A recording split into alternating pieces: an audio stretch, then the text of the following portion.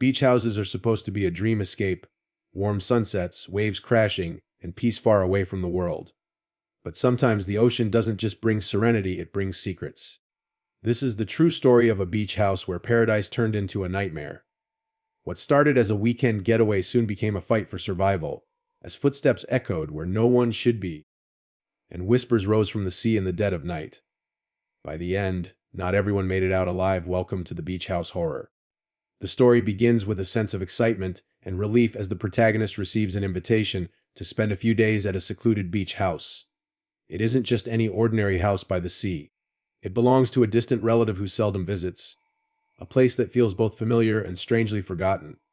The idea of escaping the daily grind and surrounding oneself with the sound of waves, the smell of salt in the air, and the wide stretch of sand feels like a dream come true.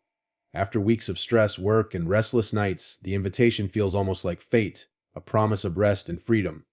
Packing lightly, the protagonist sets out with eager anticipation, imagining quiet mornings sipping coffee on the deck, while the sun climbs over the horizon, and nights lulled to sleep by the rhythm of the tide.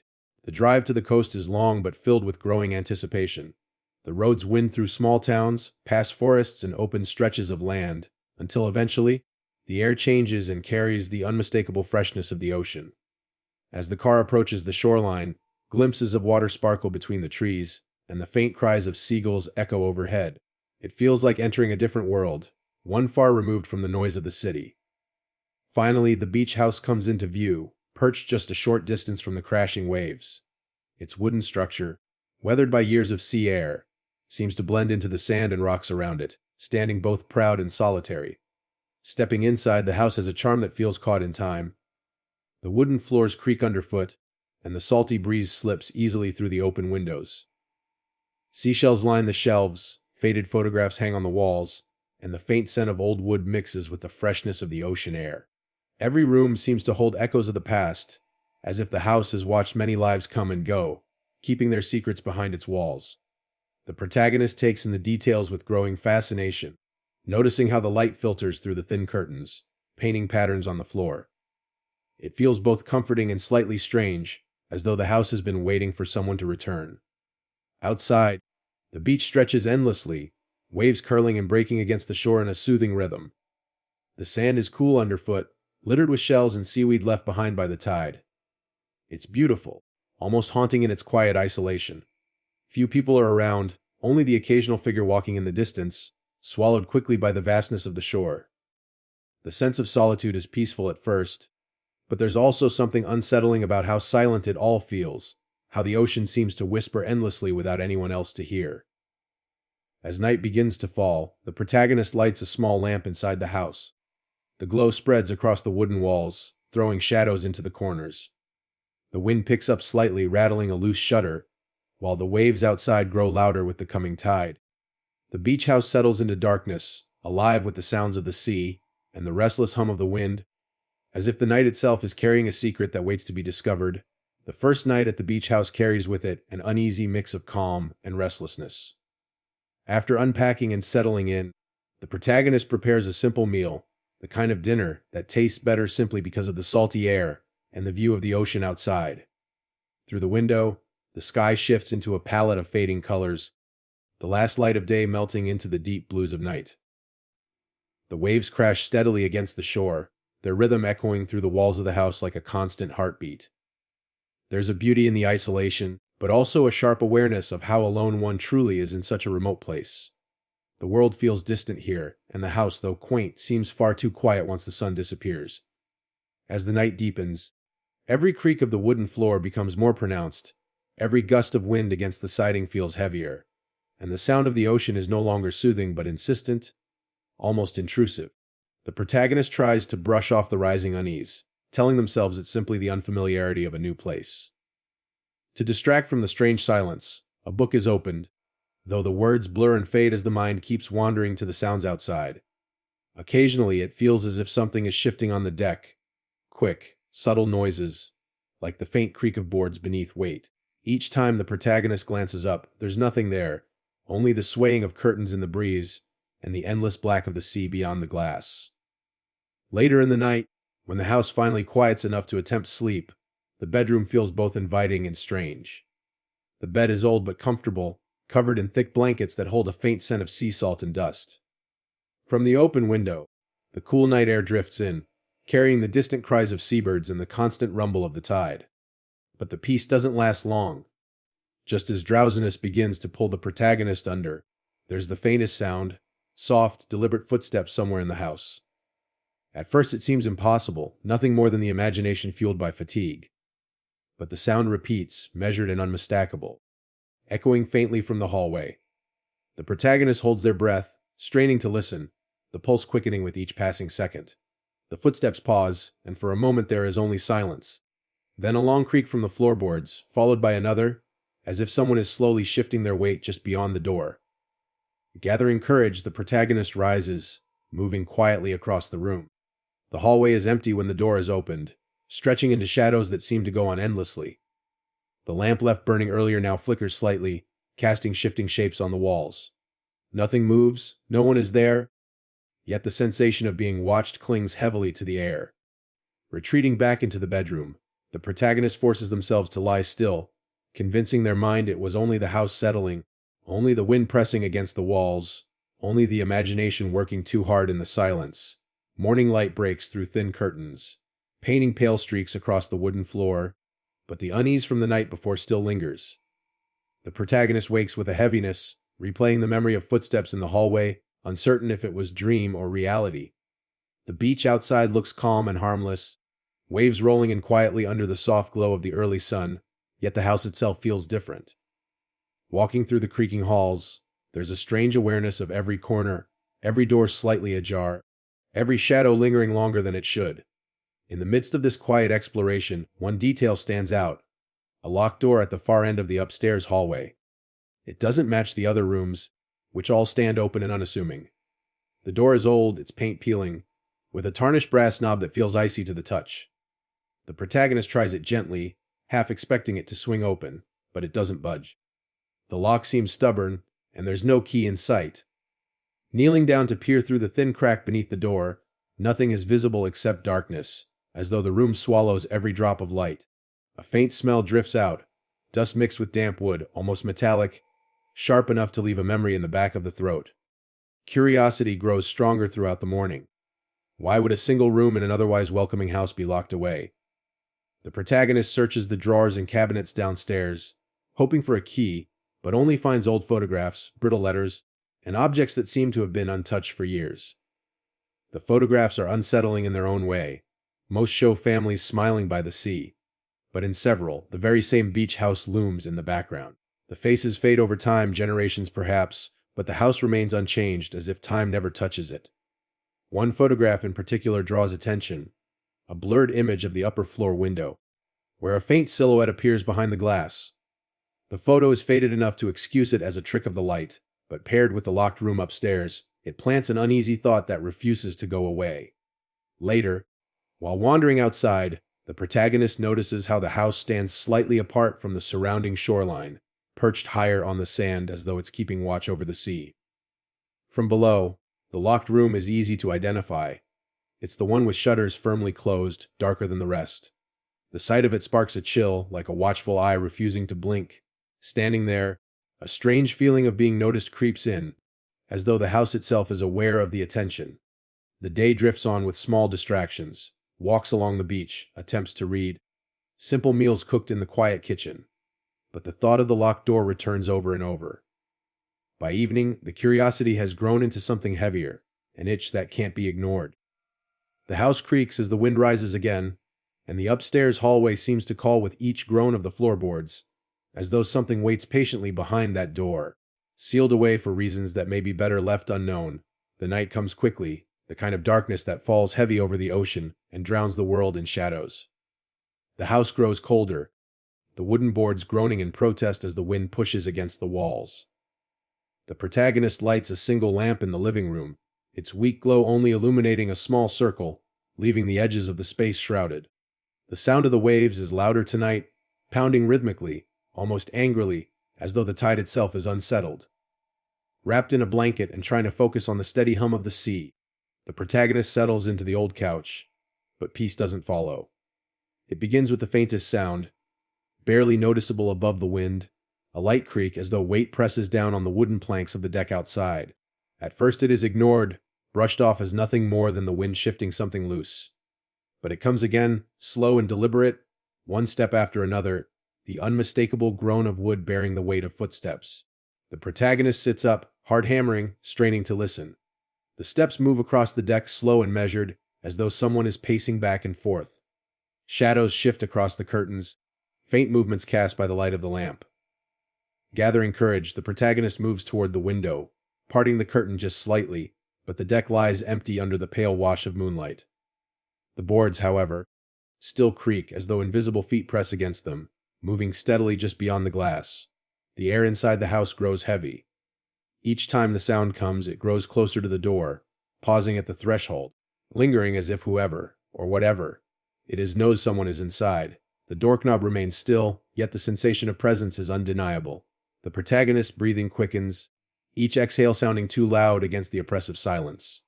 Suddenly, the footsteps stop.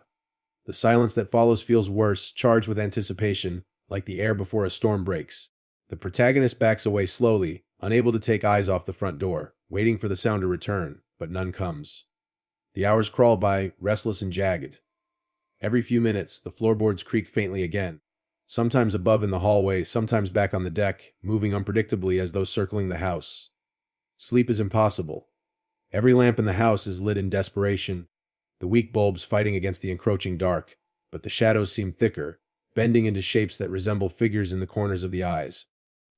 Exhaustion sets in, but with it comes the fear that closing the eyes might let something unseen move closer.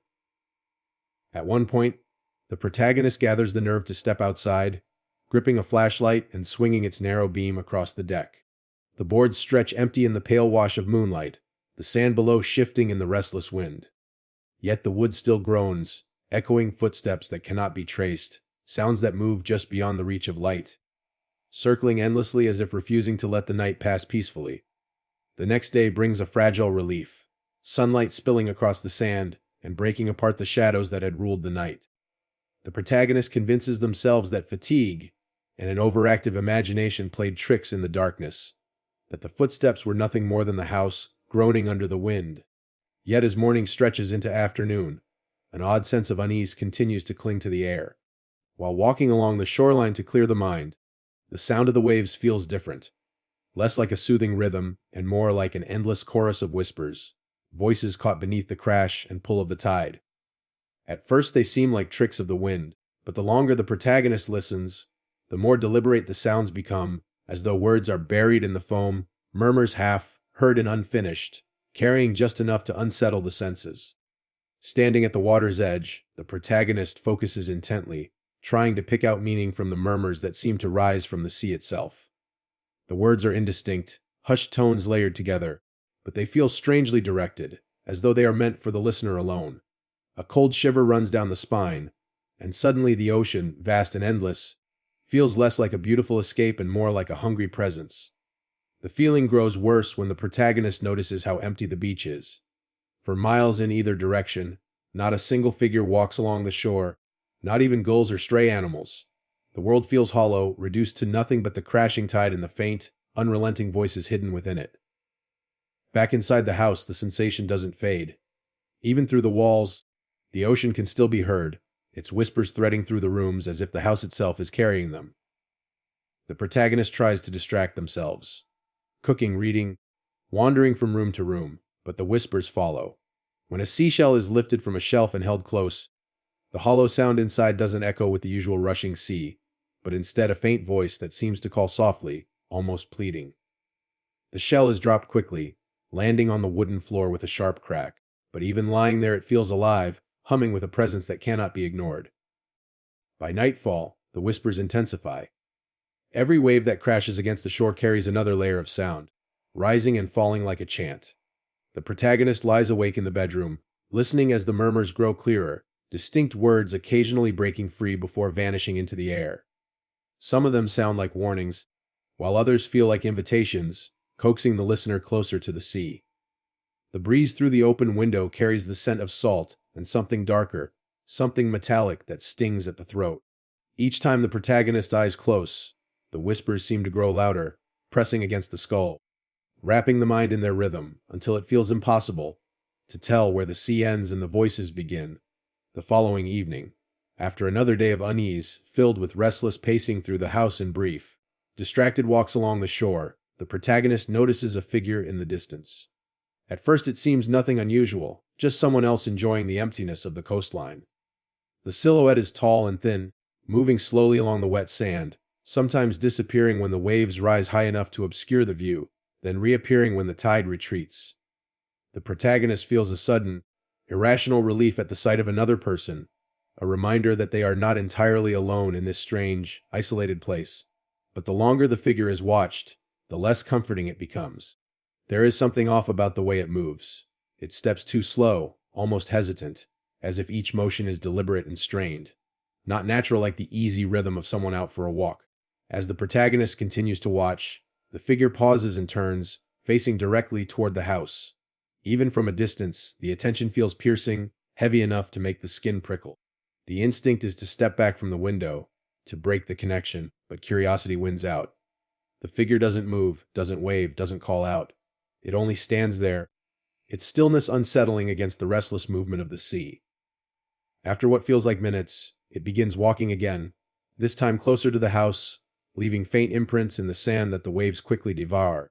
The protagonist's breath quickens, torn between the urge to confront whoever it is and the instinct to remain hidden behind the curtain. Eventually, the figure stops again, now much nearer, just at the edge of the property where the sand meets the deck. In the pale light of dusk, its features remain impossible to see, swallowed by shadow and distance. The protagonist waits, body tense, but the figure does not approach further. Instead, it lowers its head, as though listening to something beneath the earth or the tide. The moment stretches unbearably before it finally turns and begins to walk away, swallowed by the rolling mist that creeps inland with the night. The house feels heavier after the encounter, each creak of the boards echoing like footsteps, every whisper of wind sounding like breath against the glass. The protagonist locks the doors, checks them twice, then retreats upstairs, though unease makes the thought of sleep impossible. The sound of the ocean seems louder tonight, not just whispers but a low chant, voices layered together in a rhythm that makes the air vibrate. Hours pass, and just when fatigue begins to weigh down the eyes, a faint sound rises above the ocean's drone. A slow, deliberate knock against the deck, as if someone is testing the boards with the flat of their hand. The sound repeats, steady and patient, carrying through the walls of the house, each knock syncing with the beating of the heart, each one promising that the stranger on the shoreline has not left at all. The night drags on without rest, the house alive with the groaning of its old bones and the endless murmur of the sea. Every sound sharpens in the darkness, every creak of the stairs or brush of wind against the glass carrying the weight of something watching. The protagonist lies still in bed, eyes fixed on the ceiling, straining to distinguish real noise from imagined. At some point, a soft thud echoes from below, followed by another, heavier this time, like something shifting across the floorboards. Gathering enough courage, the protagonist takes the lamp from the nightstand and creeps into the hallway, the narrow beam of light trembling against the peeling wallpaper. The corridor feels colder than before, shadows press tight against the corners, stretching too far in the lamplight. As the protagonist steps past the locked room, the door handle rattles once, sharp and sudden, the metallic sound breaking the silence. Breath catches in the throat, and for a moment it seems as though the door will swing open. But it remains shut, motionless, as though daring the listener to move closer. Heart pounding, the protagonist forces their feet to keep moving, descending the stairs one careful step at a time. The living room sits in eerie stillness, the curtains swaying gently though no window is open. The lamp's glow catches the edges of frames along the wall, photographs of the house and shoreline, faces frozen in time. Yet in the weak light, the faces appear altered, their expressions darker than remembered, their eyes seeming to follow with quiet disapproval. Turning quickly away, the protagonist's gaze lands on the window facing the deck. Outside, in the pale moonlight, a shadow shifts, something moves past the glass, pausing just long enough to suggest deliberate presence. The boards of the deck creak again, heavy and purposeful, as if someone is circling just out of sight. Summoning what little courage remains, the protagonist yanks the curtain aside, but the deck is empty. The boards sway slightly in the wind, but no figure stands there. A sense of being toyed with settles in, as though something knows the exact moment to withdraw, feeding on fear with careful patience. The lamp flickers once, nearly going out, and in that moment of faltering light the reflection in the window shifts. Not a reflection at all, but a darker outline behind the protagonist. Spinning around, the room lies empty, yet the sensation of another's presence is undeniable, pressing close, suffocating. Retreat feels like the only option, yet the house offers no refuge. Every corner feels inhabited, every surface humming faintly with something unseen. Returning upstairs, the air grows heavier, thicker with each step. The locked room seems to vibrate faintly, the door shuddering as though something on the other side is restless, eager. The protagonist backs into their bedroom and closes the door, though the gesture feels useless. The shadows along the walls stretch longer than they should, shapes forming in the dim light, bending into outlines of figures that vanish the moment they are stared at directly. All the while, the ocean outside roars with unnatural strength, its whispers no longer subtle but insistent, filling the room with voices that overlap and echo, pressing against the walls of the house like a tide determined to break through. The storm begins without warning, the once calm evening sky shifting to a mass of restless clouds that gather over the horizon.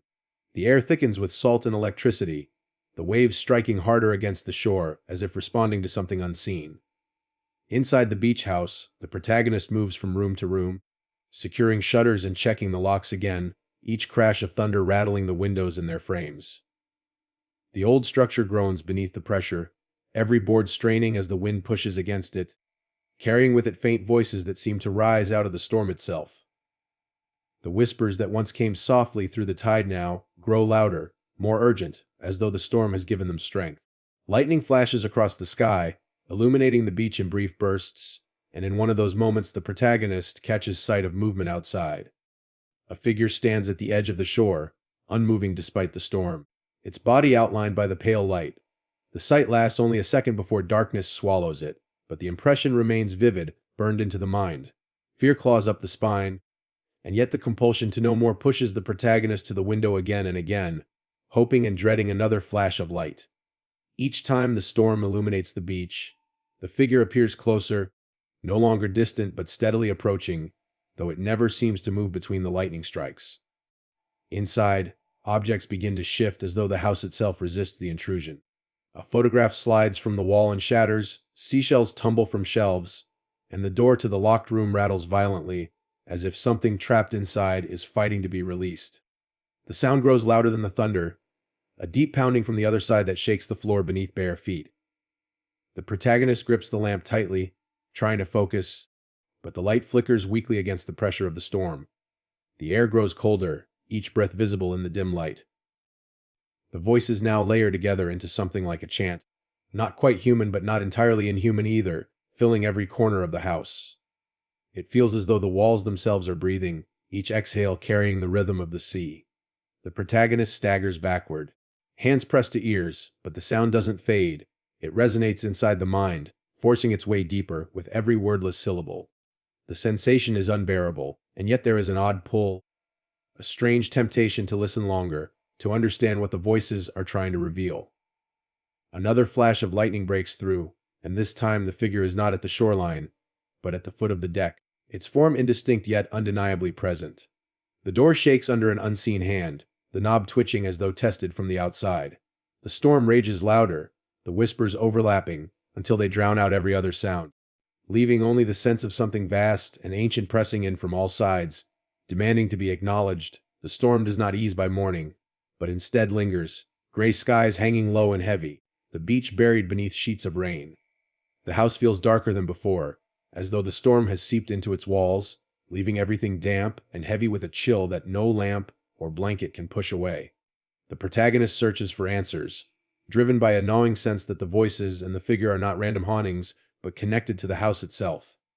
Drawers are pulled open, boxes overturned, the attic explored, until finally, tucked beneath brittle papers and salt-stained journals, something is uncovered. A bundle of letters bound in fading twine, their ink blurred but still legible. The letters speak of the house's first owner, a man who built it not for rest, but as a sanctuary against something he claimed lived in the sea. He wrote of strange chants carried on the wind, of figures who walked the shoreline only during storms, of whispers that spoke promises no human ear should hear. In one letter, His words tremble with fear as he describes people vanishing, taken not by tides but by something beneath them, pulled into the depths with no return. The last pages hint at a ritual he attempted, a way to lock away what haunted the place, though the instructions end abruptly as though he had been interrupted. The protagonist feels the weight of these revelations, piecing together the fragments with memories of the footsteps, the shadowed figure, the rattling locked door. The sense grows that the answers lie not just in the letters, but beneath the sand itself. Drawn outside despite the rain, they step onto the beach, the water surging close to their feet. The storm-tossed sand feels unstable, shifting as though something below moves in rhythm with the tide. Kneeling, hands claw at the wet earth, digging until fingers strike wood. Buried there is a chest, swollen with seawater and wrapped in corroded iron. The sight fills the stomach with dread, yet compulsion forces the lid open. Inside, instead of treasure or relics, there are bones, weathered and bleached, tangled with seaweed, the remains of those who had vanished long before. Among them lies a carved stone, its surface etched with symbols that seem to twist even as the eyes struggle to focus on them. The ocean roars louder as the chest opens, waves crashing higher, the voices rising into a cacophony that nearly drowns out thought. The symbols on the stone pulse faintly, as if alive, and when the protagonist touches it, the world lurches. Images flood the mind, faces of the lost, dragged beneath the water, their mouths open in screams that become part of the eternal whispering chant.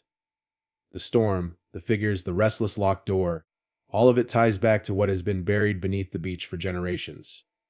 The protagonist drops the stone in horror, but its echo lingers inside their chest, the chant continuing, louder now. As if awakening something that had only been sleeping, the final night arrives heavy with dread, the storm outside no longer a natural force but something alive, driven by a will older and darker than the ocean itself. The house shakes with each crash of thunder, the windows bending beneath the strain, and every room carries the weight of voices pressing against the walls. The protagonist, trembling but resolute, knows that the whispers, the figure on the shore, and the rattling locked room are bound to the discovery of the chest, and the cursed stone buried beneath the sand. The letters left behind spoke of a ritual unfinished, and now it becomes clear why. The thing bound in the house and beneath the shoreline has been waiting, and its prison is breaking apart. The locked door upstairs rattles harder than ever, the sound of clawing and pounding erupting from behind it, and the protagonist realizes what has been kept inside all this time. Fear knots in the stomach, but running is no longer an option. The storm outside is so violent it seems to swallow the world. With the lamp clutched tightly, the protagonist approaches the locked door one last time. The handle turns on its own, the lock snapping open with a sharp crack. The door creaks wide, revealing a room empty of furniture but thick with shadows. In the center lies a salt, stained circle drawn on the floorboards, its edges broken and fading with age. The symbols carved into the stone match those smeared on the floor, and the truth becomes undeniable. The room was meant to contain whatever lived between the sea and the house, but the barrier has weakened. The air grows unbearably heavy as the figure steps into the room, drawn by instinct more than courage. The circle trembles underfoot, the voices swelling until they shake the very walls. Holding the cursed stone, the protagonist remembers fragments of the letters, half-formed instructions of sealing and silence. In desperation, the words are spoken aloud, broken phrases whispered through shaking lips. The storm outside screams in fury, the house groaning as though it might collapse, but the ritual seems to awaken something. The circle glows faintly, the shadows writhing and pulling inward as if dragged by invisible chains. The figure on the deck appears at the window, its form clearer than ever, pale and hollow-eyed, one of the countless souls taken by the sea. It watches in silence, neither helping nor hindering, only bearing witness as the protagonist fights against the tide of voices. With the last of their strength, the stone is slammed into the center of the circle, cracking in two with a sound that pierces the storm. The voices rise in one final scream, then collapse into silence so complete it feels deafening. When the storm breaks, the beach house stands battered but still upright, the ocean calm once more as though nothing had ever happened. The figure on the deck is gone, leaving only wet footprints that fade quickly in the moonlight. Exhausted, the protagonist knows the ritual has worked, but at a price. The whispers may have been silenced, yet the burden of what was seen and heard will never fade. The house feels empty again, but not at peace. It carries the weight of everything buried beneath its foundation, waiting for the day when someone else dares to unlock its secrets. Thank you so much for joining me through this chilling journey of the beach house horror story. Your support means the world, and it's what keeps me bringing these eerie tales to life. If you enjoyed the story, don't forget to like, share, and subscribe for more true horror experiences. Until next time, stay safe, and remember, sometimes the scariest places are the ones that look like paradise.